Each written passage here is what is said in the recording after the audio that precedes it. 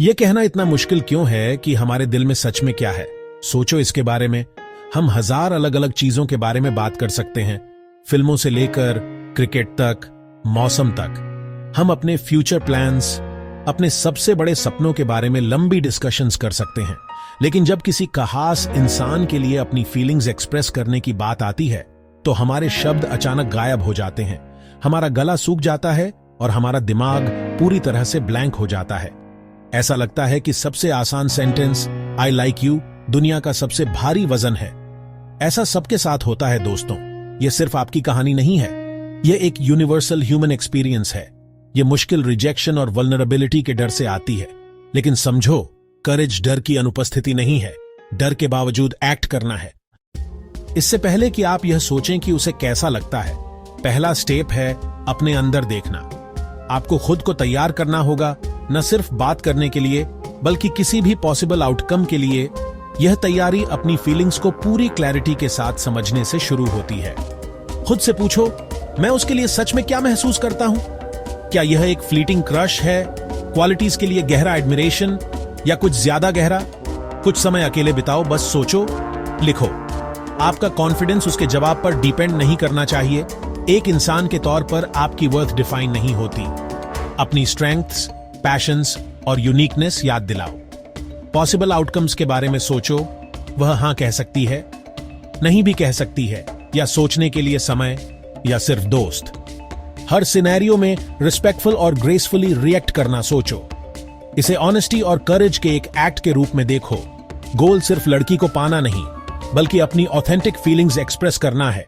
आपने डर पर करेज को चुना होगा। यह जर्नी आपको ग्रो कराएगी। अपनी फीलिंग्स को एक्सप्रेस करने के लिए सही समय और जगह चुनना उतना ही इंपॉर्टेंट है जितना शब्द। एक आइडियल मोमेंट बातचीत को नेचुरल बनाता है, जबकि गलत समय ऑकवर्डनेस बढ़ाता है।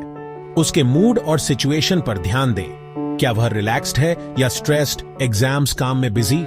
पार्टी या बिजी कैफे निजी बात के लिए सही नहीं है। पार्क का शांत कोना, धीमे घंटों की कैफे या बाद की walk, setting neutral, safe, public पर प्राइवेट भी।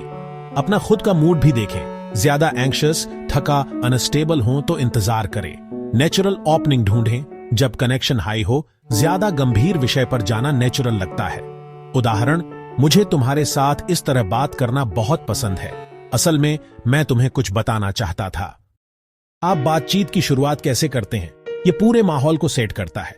बहुत स्ट्रांग ना आए या उसे फंसा हुआ महसूस न कराएं। सौम्य, दोस्ताना, सम्मानजनक, किसी साझा रुचि या हाल की घटना से शुरू करें। उसके दिन, क्लास या हाल की फिल्म के बारे में पूछें।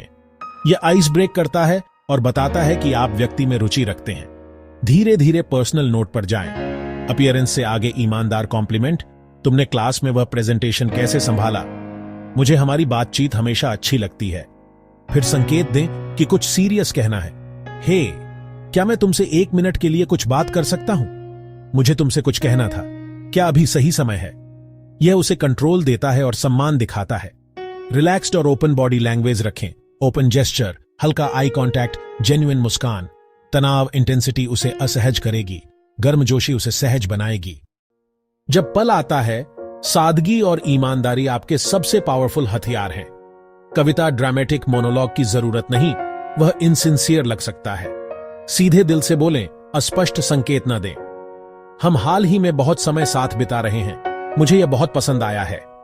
तुम्हें जानना मेरे हाल के दिनों का सबसे अच्छा हिस्सा रहा है। मुझे तुमसे सच कहना होगा। मुझे तुम्हारे लिए ऐसी फीलिंग्स आने लगी हैं जो सिर्फ दोस्ती से ज्यादा है। मैं तुम्हें सच में पसंद करता हूं। I feel, I think, I statements बहुत इंपॉर्टेंट हैं। शांत, गर्म टोन, जेंटल नजर, घूरे नहीं। थोड़ी नर्वसनेस भी एंडियरिंग हो सकती है। रियल रहे, परफेक्ट एक्टिंग नहीं। स्पेस दें, प्रेशर हटाएं। अभी आपको कुछ कहने की जरूरत नहीं है। मुझे बस लगा कि मुझे आपसे अपने फीलिंग्स के बारे में ईमानदार होना चाहिए। मैं अपनी दोस्ती को बहुत महत्व देता हूं। मुझे उम्मीद है कि इससे चीजें ऑकवर्ड नहीं होंगी। यह इमेंस मैच्योरिटी और रिस्पेक्ट दिखाता है। वह जाने कि आप उसके जवाब को ग्रेसफुली एक्सेप्ट करेंगे। नर्वस होना नेचुरल है। दिल तेज, हथेलियां पसीने से, दिमाग व्हाट इफ से। इसे कमजोरी न समझो, स्वीकार करो। कहो, नर्वस होना ठीक है, इसका मतलब है यह मेरे लिए इंपॉर्टेंट है। नाक से 4 तक सांस अंदर, 4 तक रोकें, मुंह से 6 तक बाहर। ये दिल की धड़कन धीमी करता है, मांसपेशियां रिलैक्स, दिमाग को सेफ्टी सिग्नल। शांत जगह बैठकर सिनेरियो अच्छा होते हुए देखें, ईमानदारी से बोलना, वह सुनना और नहीं आने पर भी ग्रेस से संभालना। परिणाम से ध्यान हटाकर अपनी कार्रवाई पर लाएं। आपका मिशन ईमानदार, साहसी, सम्मानजनक। कहो, आज मेरा काम अपनी भावनाओं को प्रामाणिक और सम्मानजनक तरीके से व्यक्त करना है। परिणाम मेरे नियंत्रण में नहीं और यह ठीक है। ऐसा करके आप पहले ही सफल हैं। आखिर में सारी तैयारी और साहस के बाद जो सच में मायने रखता है, आप ईमानदार और रिस्पेक्टफुल थे। यह जर्नी अपने रियल स्वरूप में रहने का अभ्यास है। दिल का सम्मान, डर को डिक्टेट न करने देना। ऑथेंटिसिटी अपने आप में एक जीत है। रिस्पेक्ट दूसरा पिलर। उसका समय, उसकी स्पेस, उसके फैसले का सम्मान। उसकी फीलिंग्स उतनी ही वैलिड हैं जितनी आपकी।